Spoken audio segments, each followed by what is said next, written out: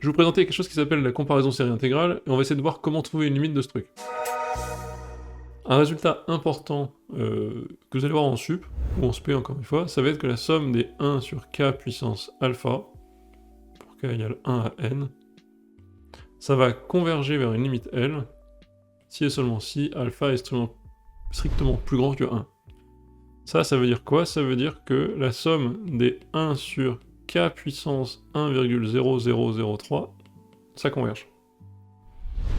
Et vous allez voir que si alpha est plus petit que 1, strict, inférieur ou égal, pardon, pas strict, ça va diverger.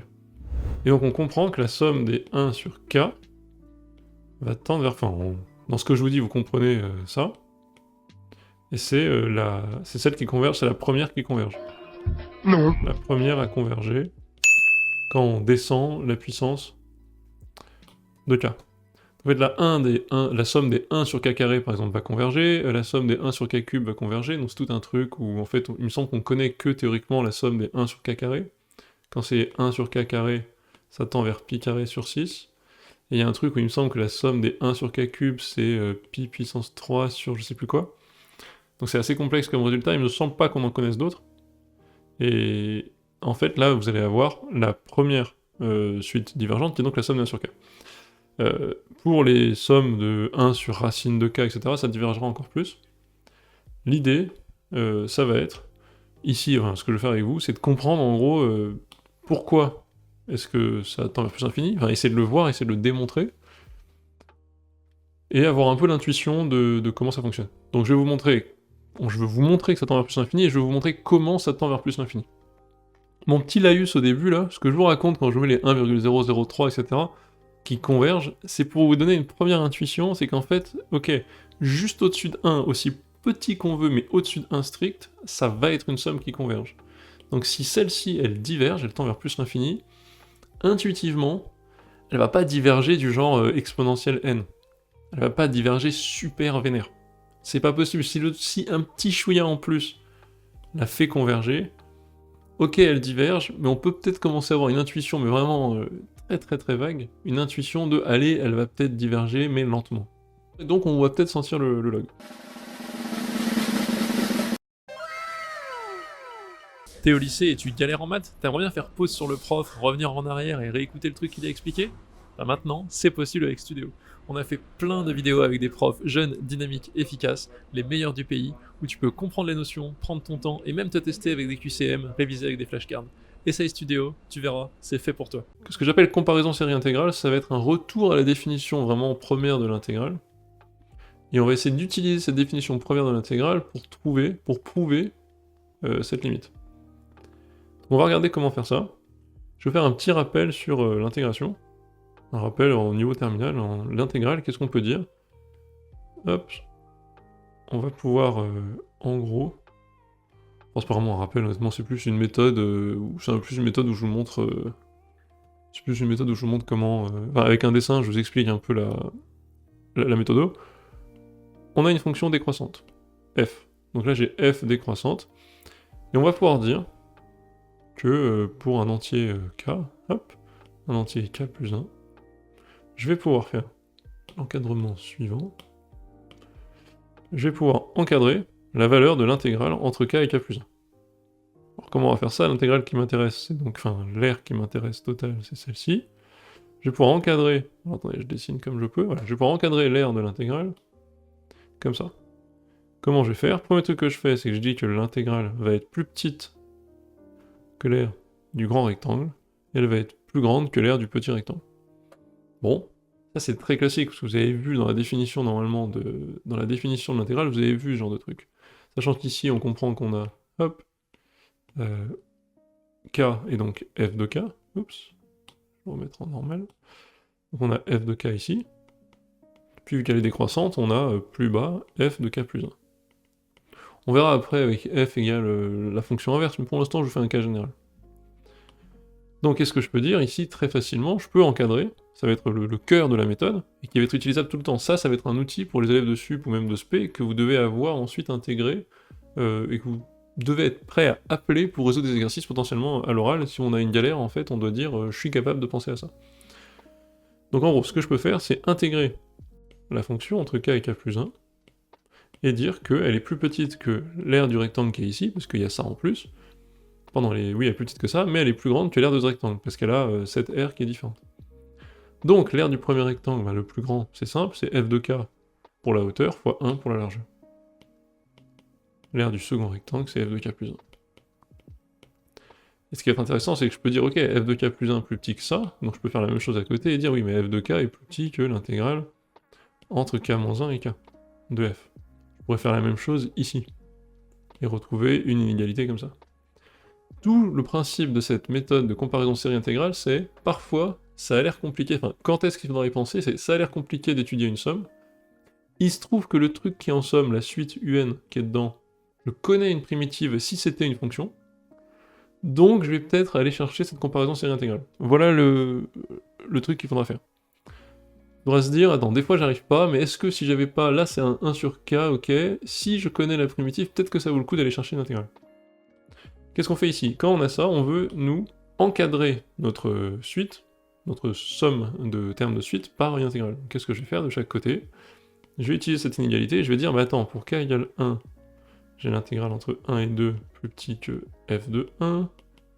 Pour k égale 2, j'ai l'intégrale entre 2 et 3 de f qui est plus petite que f de 2. Gna gna gna. Pour k égale n, j'ai l'intégrale entre n et n plus 1 de f qui est plus petite que f de n. Mais ça c'est super parce que je peux faire la somme. Et j'obtiens quoi? J'obtiens la somme de 1 à n des f de k, à droite, plus grand que l'intégrale entre 1 et 2, puis 2 et 3, puis 3 et 4, puis n et n plus 1, je fais un petit châle, l'intégrale entre 1 et n plus 1 de f. Et là c'est cool, je commence déjà à avoir un petit peu encadré ma somme. Je vais faire pareil de l'autre côté, je vais dire, attends, mais là c'est la même chose, pour k égale 1, j'ai donc f de 1 plus petit que... Et là j'ai un problème. J'ai un problème parce que, zut, il se trouve que, dans le cas qui est ici en tout cas, et je vais écrire f est défini sur r plus étoile, je vais prendre comme 1 sur x, il se trouve que je peux pas encadrer ça en 0, parce que en 0, 1 sur x n'est pas défini, donc je peux pas prendre l'intégrale en 0. Donc malheureusement, k égale 1, je vais rien pouvoir faire. Je vais devoir commencer à k égale 2. Je vais pouvoir dire, ok, pour k égale 2, l'intégrale entre 1 et 2 de f est plus grande que f de 2. Hop. F de 3, pareil, plus petit que intégrale entre 2 et 3 de f. 3 petits points, f de n plus petit que l'intégrale entre n-1 et n de f. Et je vais faire la somme. Et quand je fais la somme, qu'est-ce que j'ai? Malheureusement, j'ai la somme de 2 à n des f de k, qui est plus petite que la même chose que tout à l'heure, châle, entre 1 et n cette fois-ci. Et c'est normal qu'il n'y ait pas exactement la même chose, parce que regardez, on a entre 1 et n, il y a un terme en plus, c'est donc l'intégrale entre 1 et n plus 1 qui est ici. C'est normal que j'ai pas exactement la même chose, sinon ça serait bizarre. Là ici, il manque un terme. Je suis un peu embêté à cause de ce truc de tout à l'heure où je peux pas comparer mon terme f de 1 à une intégrale. Au pire, je peux pas le comparer, c'est comme ça, j'accepte. Petite astuce, je fais donc plus f de 1 de chaque côté. Tout bêtement. Et ça me donne le truc final, qui est la somme donc de 1 à n, j'intègre le f de 1 dans la somme, des f de k, plus petit que f de 1, plus l'intégrale entre 1 et n de f. Merci à tous de suivre cette chaîne YouTube, de m'aider à faire ce que j'aime. N'hésitez pas à vous abonner, ça aide toujours pour le référencement. Et n'oubliez pas, dans la description, je mets toujours le PDF des exercices que je corrige. Allez, à toutes! Donc là, je l'ai fait, c'est un peu lourdingue. Vous vous dites, bon, c'est un peu long, qu'est-ce qu'il nous fait? Mais dites-vous qu'en fait, quand vous avez compris ça, après, vous pouvez retenir la méthode, et vous le faites quasi tout le temps. Faut juste pas se planter sur des petits détails. C'est pour ça que j'ai pris cet exemple avec 1 sur x. Faut pas se planter sur des petits détails et commencer à faire des choses qui sont interdites, qui sont pas définies. Donc, j'ai mis un exemple ici, qui est peut-être moins général, enfin, qui est peut-être un peu trop spécifique, mais moi, ça vous montre que des fois, il y a peut-être des petits chichis à adapter pour bien faire la méthode. Faut toujours être dans la précision sur les petites méthodes.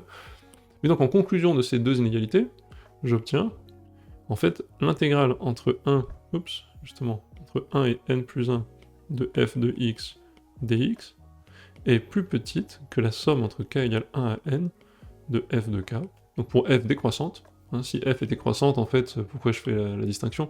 Si f était croissante, vous auriez l'aire qui est comprise entre les deux rectangles également, sauf que le rectangle le plus grand, ça aurait été celui associé à f de k plus 1, le rectangle le plus petit à f de k. Quand elle est décroissante, c'est dans l'autre sens, donc faut pas se planter, il y aurait une inégalité qui serait similaire à celle-là, mais avec, je pense, les intégrales qui seraient inversées de chaque côté, si c'était une fonction croissante. f de 1 plus intégrale entre 1 et n de f de t dt. J'obtiens ça. Ici, là, si vous voulez, jusqu'à là, c'était un peu du cours que je vous ai fait. Là, je vous montre la méthode, je vous fais le cours. Vous pouvez retenir ce truc-là, vous allez le voir vous allez le voir à fond en sup, hein, ça va être vraiment une des méthodes fondamentales. Vous allez le voir. Donc, exercice de sup classique. Hop, méthode de sup classique. Complètement faisable en terminale, mais souvent, vu qu'on n'étudie pas trop les sommes de termes, on vous fait pas encore, tu vois. Ici, f de x égale 1 sur x. Elle est bien décroissante et définie sur R plus étoile. J'obtiens donc que je vais appeler Hn. En fait, on appelle cette série la série harmonique. La série de la somme, enfin la somme des inverses des entiers, on appelle ça la série harmonique. Bah, je me rends compte que ça, quand je mets f égale 1 sur k, ça devient Hn. J'ai donc intégrale entre 1 et n plus 1 de log, log c'est le spoil total, mais ça va arriver tout de suite, 1 sur x dx plus petit que Hn, plus petite que f de 1, plus intégrale entre 1 et n de 1 sur x dx. Et c'est comme ça que j'ai mon encadrement. Donc qu'est-ce que j'obtiens à gauche et à droite? Bon, log de 1 ça fait 0, hein, je vous le rappelle, comme log de 1 égale 0, je vais même pas l'écrire. À droite j'ai log de n plus 1, plus petit que Hn, plus petit que 1 plus log de n. Et là c'est génial, parce que juste avec cette partie-là, je peux conclure. Comparaison. Comme log de n plus 1 tend vers plus l'infini, Hn tend vers plus l'infini. Voilà la démonstration de pourquoi est-ce que la série harmonique diverge. Et donc, ultra pratique. Parce que quand j'ai ça, ben, en fait, je suis content. J'ai ma démonstration, et c'est très très simple. Je suis content que tu sois sur le cul, parce qu'elle est vraiment ouf cette méthode. Et en fait, on se rend compte que c'est pas si dur. C'est juste utiliser la définition, encore une fois, de l'intégrale, avec la définition de rectangle, c'est très brutal. En soi, c'est pas très fin et subtil, mais on peut en faire un truc intéressant. Alors, définition. Définition, là c'est du hors programme pour les terminales, vous allez le voir l'année prochaine. On dit que UN, une suite, bon alors j'ai pas défini UN une suite, VN une suite, etc. UN équivalent à VN, on écrit ça comme ça avec le tilde espagnol. Si et seulement si, UN sur VN tend vers 1. Hein, puis on va dire VN qui s'annule pas. Il y a des définitions un peu différentes, c'est la définition la plus facile que je peux vous donner en sortant de terminale. Une des deux ne s'annule pas, si vous voulez, il n'y a pas de problème, et donc voilà. On appelle équivalent cette relation-là. Quand vous avez un ratio qui tend vers 1, en fait ça donne ça. C'est juste le truc dont vous avez rêvé toute la terminale auquel vous n'avez pas le droit, qui permet de faire des trucs du genre, en fait, UN égale n plus 3 sur 2n plus 1, équivalent à n sur 2n, équivalent à 1,5. C'est le truc qui vous permet de faire le terme dominant en 2 minutes. En fait, pourquoi? Parce que, ça se vérifie. Parce qu'en fait, l'idée c'est que n sur 2n, la suite, est du même acabit que n plus 3 sur 2n plus 1, parce qu'en fait, entre les deux, il y a une différence de chichi de plus 3 qui ne valent rien du tout par rapport à n en plus l'infini, et de plus 1 qui vaut rien du tout non plus. Et donc le ratio de ces deux-là, bah, c'est bien 1. Et donc en fait, ça vous permet direct de conclure super vite, le truc dont vous rêviez en terminale, ben c'est ça, c'est les équivalents. C'est utiliser ce truc-là, dire ok, si le ratio tend vers 1, je peux accélérer, je peux dire que c'est équivalent, et donc ensuite je me rends compte que n sur 2n c'est 1,5, et donc en fait c'est la limite. Vu que c'est équivalent en plus infini, c'est pour dire... on appelle ça en plus infini, c'est pour dire... Qu'est-ce qui se passe en plus infini? À quoi ça ressemble? Bah c'est ça. Vous en terminale, vous étiez en galère à faire, oui mais ça c'est n facteur de 1 plus 3n, ça c'est 2n facteur de 1 plus 1 sur 2n. En gros c'est faire ça sans l'écrire et sans se galérer. Vraiment l'outil rêvé, j'étais tellement content quand j'ai eu ça en sup. Vraiment trop bien. Et donc, un équivalent, c'est ça l'idée générale. Mais là ce qu'on veut donc, ça vous permet aussi de comprendre comment évolue quelque chose, comment évolue un objet. Par exemple, voilà, la fonction, enfin la suite un égale n plus 3 sur 2n plus 1, elle se comporte comme 1,5. Bon, en fait, elle vaut 1,5, elle est comme 1,5 quand n est très grand. Mais ça peut servir pour beaucoup de choses. Par exemple, ici, je veux savoir comment converge Hn, je sais qu'elle tend vers plus l'infini, et ben peut-être qu'avec cette inégalité, j'ai une idée. Alors là, c'est complètement évident, je vous le donne sur un plateau, mais quand vous voyez apparaître une inégalité comme ça vous donne une impression de... ça a l'air bien encadré, ça me donne une petite idée quand même sur un truc qui a l'air de... enfin, sur un espace d'équivalent. Intuitivement, qu'est-ce qu'on pourrait dire? En plus l'infini, le plus 1 ici sert à rien, ce 1 sert à rien, donc Hn c'est environ log de n. Voilà, ça c'est vraiment le mode physicien ultra vénère, qui enlève tout, qui fait faire des crises cardiaques à tous les profs de maths. Mais voilà, vous pouvez dire en gros, tout ça c'est du log de n. La manière propre, matheuse de le dire, ici, on sent que c'est log de n une bonne réponse. On va pouvoir dire log de n plus 1. On a je divise tout par log de n, hein, pour n plus grand strict que 1, plus petit ou égal à hn sur log de n, plus petit ou égal à 1 plus 1 sur log de n. Bon bah en 2 secondes, hein, ça tend vers 1, ça tend vers 1. Pourquoi? Bah d'ailleurs parce que log de n plus 1 c'est équivalent à log de n. Voilà, une bonne raison, mais sinon on peut l'écrire en mettant n plus 1 égale n fois 1 plus 1 sur n, ça marche aussi. Et donc, par théorème des gendarmes, j'obtiens que hn sur log de n tend vers 1. Donc ça veut dire en gros, hn se comporte comme log de n en plus infini. Et ça on peut l'écrire, hn équivalent. Donc la série harmonique tend vers plus l'infini, et si on la trace dans un tableur, elle va ressembler à log de n en plus infini.